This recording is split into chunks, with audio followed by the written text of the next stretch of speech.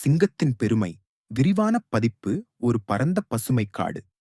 பறவைகளின் இசை, விலங்குகளின் ஒலி, நீண்ட நேர மழைக்குப் பிறகு மஞ்சள் சூரியன் கதிர்கள் வீசிய காட்சிகள்.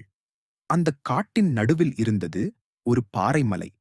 அங்கேதான் இருந்தது காட்டின் நம்பிக்கையான அரசன், சிங்கம், ராஜா சிம்மாதேவன். அவன் மிகப்பெரும், திடம் செயல்படும், சிங்கத்துக்கே உரிய கர்ஜனையுடன் நிறைந்தவன். ஆனால் அவன் மீது எல்லா விலங்குகளும் பயத்துடன் இருந்தார்கள். சிம்மாதேவன் வந்தாரா, ஓடோ ஓடோ என்றதுதான் எல்லோரின் நடத்தை. அவன் காட்டு வாழ்வின் ஒவ்வொரு பகுதியிலும் மற்ற விலங்குகளை அச்சுறுத்தி அவர்களிடம் வேலை வாங்கி வாடை வாங்கி வாழ்ந்து வந்தான். மயில்கள் பறவை நடனமாடி சிங்கத்துக்காக பாட்டு பாட வேண்டும். குரங்குகள் பழங்களை கொண்டு வர வேண்டும். யாராவது மறுத்தால் அவன் கர்ஜனை, எல்லோரும் நடுங்கி விடுவார்கள். ஒரு நாள் காலை சிம்மாதேவன் தனக்கென அமைக்கப்பட்ட தனியிடத்தில் தூங்கிக் கொண்டிருந்தான். அப்பொழுது நெருக்கமாக கேள்வி கேட்ட ஓர் இனிமையான குரல் எழுந்தது. ஐயா சிங்கராஜா, ஒரு கேள்வி கேட்கலாமா? அவனை எழுப்பியது ஒரு சிறிய யானை குட்டி, பச்சை இலை கட்டிய தொப்பி, சின்ன பக்கத்து சுண்டியுடன். பெயர் மின்னி. சிம்மாதேவன் சற்றே விழித்துப் பார்த்தான். நீயா என்னை எழுப்பியது? ஆம், ஆனால் கோபப்படாதீர்கள். ஒரு முக்கியமான விஷயம் கேட்க வேண்டியிருந்தது. சிங்கம் சிரித்தான். சரி, சொல். ஏன் நீங்கள் மற்ற விலங்குகளை அச்சுறுத்துகிறீர்கள்? உங்களிடம் எல்லோரும் நம்பிக்கை வைத்திருக்க விரும்புகிறார்கள். உண்மையான அரசன் என்பவர் பாதுகாவலனாக இருக்க வேண்டும், பயமுறுத்துபவராக அல்ல. அந்தக் குரல் சிங்கம் மனதில் ஒளி கொடுத்தது. மின்னியின் வார்த்தைகள் சிம்மாதேவனை பதற வைத்தன. அவன் நீண்ட நாள் உணராமல் பழக்கப்பட்ட பண்புகளைப் பற்றி யோசிக்கத் தொடங்கினான். நான் உண்மையிலேயே பயமுறுத்துகிறேனா? அவர்களே வர விரும்புவதில்லை. அவனுடைய சுய பரிசோதனை ஆரம்பமாயிற்று. அன்று முழுக்க சிங்கம் எதையும் சாப்பிடவில்லை.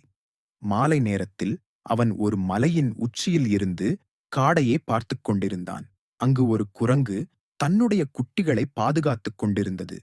ஓர் மரத்திலிருந்து விழுந்த பூனைக்குட்டிக்கு ஒரு மான் தண்ணீர் கொடுத்து உதவியது. நான் எப்படி வாழ்கிறேன்? மற்றவனின் வலி எனக்கு ஏன் தெரியவில்லை? அடுத்த நாள் காலை வியப்பாக ஒரு காட்சி. சிங்கம் தனக்கு தானாக வந்து மயில்களிடம் பாட்டு கேட்காமல் அவர்களின் அழகு ரசித்தான். அவன் குரங்கு குடும்பத்திடம் பழங்களை வாங்காமல் பசுமை தோட்டத்தில் அவர்களுக்கே பழங்களை கொடுத்தான். அவனை பார்த்து விலங்குகள் கன்னத்தில் விசித்திரமாக பார்த்தார்கள். இது நம் சிம்மாதேவனா? இவங்க மாறிட்டாரே. மின்னி, அந்த யானை குட்டி, ஒரு நாள் மரத்தடியில் தவறி விழுந்திருந்தது. சிம்மாதேவன் அதைக் கண்டதும் ஓடி வந்தான். அவனை முதலில் பார்த்ததும் மின்னி சற்றே பயந்தது. ஆனால் சிங்கம் மென்மையான குரலில் கூறினான், நீ பயப்பட வேண்டாம், நான் உனக்கு உதவ வந்தேன்.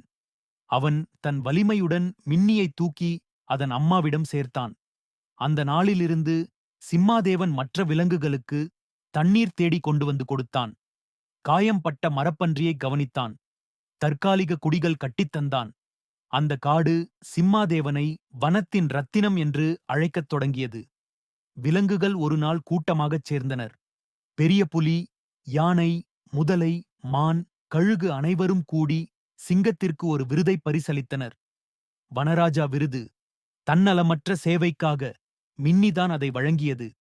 இப்போது நீங்கள் நம்மை காப்பாற்றும் உண்மையான அரசன். சிங்கத்தின் கண்களில் கண்ணீர் திரண்டது. அவன் தலை வணங்கினான். பாடம்: உண்மையான பெருமை என்பது பதவியில் அல்ல, அது மற்றவர்களுக்கு உதவிக்கரமாக இருப்பதில் உள்ளது. ஒரு பெரும் ஆற்றலும் அன்பும் இணைந்தால்தான் உலகம் அழகாகும்.